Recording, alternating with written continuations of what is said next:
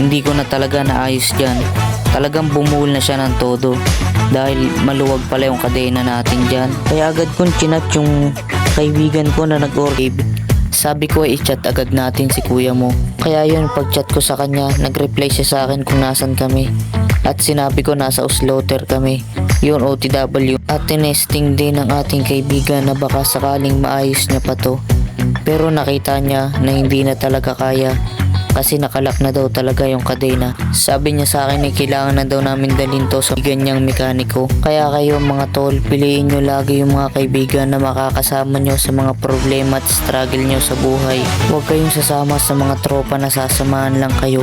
Magandang araw sa inyong lahat. Kagising ko lang at mag-aalmusal na muna tayo dahil kukuha ako ng ipa para pantabon sa dumi ng manok. Ang aga na nga ng cameraman ko at pinag-almusal ko na muna siya. Tara at samahan niyo muna ako mag-almusal. Ngayong umaga nga ay mag-aalmusal muna tayo ng 3 itlog at 2 pieces of wheat bread. Ito kasi ang pang diet ko at pangpalit ko sa kanin tuwing umaga at isang basong gatas ng Bear Brand. Kaya Bear Brand milk muna ang ating iinumin. Di pa Gatas kasi ako yan. nakapunta sa sentro sa LCC Mall. Kasi doon kasi ako nabili ng Vitamilk. Mas mura kasi doon. Pati wala rin naman tinda dito sa mga tindahan ng Vitamilk na binibili ko. Ang nakikita ko lang na tinda nila ay yung nasa boat. I think siguro nasa 20 or 30 pesos ang isa nun. Medyo mahal na yun para sa akin. Tara na, buha na tayo ng ipa. Hindi katulad ng Vitamilk, nasa 100 plus mahigit. 4 na araw na sa akin yun kasi sa isang araw ay isang beses lang ako uminom. Isang baso. At dito nga pala ay aasikasuhin na natin ang mga sako na dadalhin ko. Nakalimutan ko nga pala sabihin sa inyo kanina habang nag-aalmusal ako. May 2 kaibigan pala na umorder sa atin ng itlog at idadaanan natin yan bago tayo kumuha ng ipa. Sayang din kasi yung kita doon. At dito nga ay tapos na tayo mag-asikaso. Paalis na rin tayo ngayon. Pero may sasabihin ako sa inyo, medyo minalas tayo dito. Nung pataas kami ni Dave yung cameraman ko, nagulat ako dahil biglang bumuhol yung kadena. Nung una nga ay naayos ko pa. Pataas na kami niyan sa Slaughter.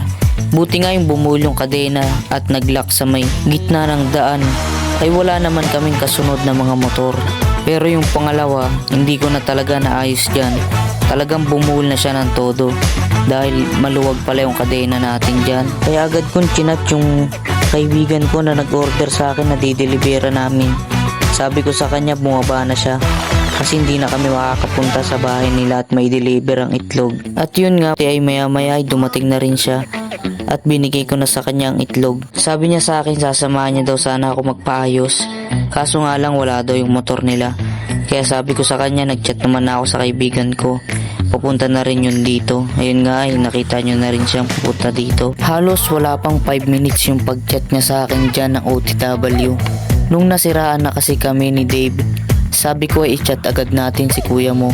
Kaya yun, pag-chat ko sa kanya, nag-reply siya sa akin kung nasan kami. At sinabi ko nasa Uslaughter kami, yun OTW. At tinesting din ng ating kaibigan na baka sakaling maayos niya pa to. Pero nakita niya na hindi na talaga kaya kasi nakalak na daw talaga yung kadena. Sabi niya sa akin ay kailangan na daw namin dalhin to sa ganyang mekaniko. Kaya kayo mga tol, piliin nyo lagi yung mga kaibigan na makakasama nyo sa mga problema at struggle nyo sa buhay. Huwag kayong sasama sa mga tropa na sasamahan lang kayo kasi may pakinabang sila sa inyo. Kaya pag meron na kayong kaibigan na solid at maaasahan at isang tawag nyo lang ay agad kayong tutulungan, doon na kayo. At yan nga ay nadala namin sa bahay yung tricycle, tinulak namin pababa. At sinundo ni Gab yung mekaniko na kaibigan niya para ayusin na yung tricycle natin. Dito nga ay pinagsabihan tayo ng ating kaibigan na mekaniko. Lalagaan ko daw sa langis ang kadena natin. Napaka-dry daw kasi tapos turos daw ang kadena. Yun pala ay sira ng ating adjuster sa magkabila. Kaya bumuhol talaga ang ating kadena. At yun lang, buti na lang ay naayos ng ating mekaniko ang ating kadena. Mission failed, di tayo nakakuha ng ipa.